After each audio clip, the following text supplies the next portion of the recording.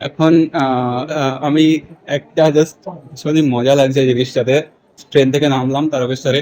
Train থেকে নেমে স্টেশনে আমাকে 2 মিনিট হাঁটতে হলো। হেঁটে এসে একজন দেখালো যে এই দিক থেকে যাও, এই দিক থেকে গিয়ে আমাদের দোকান থেকে ডালা কেনো, কিনে এখান থেকে এসে পুজো দাও। তবে আমি আমি বলি আমি স্নানটা করে আসি, তারপরে দেখা যাবে। তা স্নান করার জন্য ঘাটটা জিজ্ঞেস করলাম, বললো যে এইদিকে ঘাট, এইটা হচ্ছে ঘাট।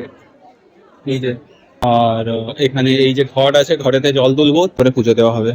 তো পরে দেখা যাচ্ছে। ভেতরে সম্ভবত ফোন অ্যালাও নেই। আমি ভিডিও গুলোতে যতটুকু দেখেছি সবগুলোতেই দেখাচ্ছে যে ভেতরে ফোন অ্যালাও নেই। দেখা যাক কতদূর পর্যন্ত ফোন নিয়ে যেতে দেয়। কারণ আমার ভীষণই মজা লাগছে এই জিনিসটাতে। কারণ আমার অনেকদিনের ইচ্ছা ছিল এইভাবে এসে একদম ভিতরে এসে আমি পুজো দেবো।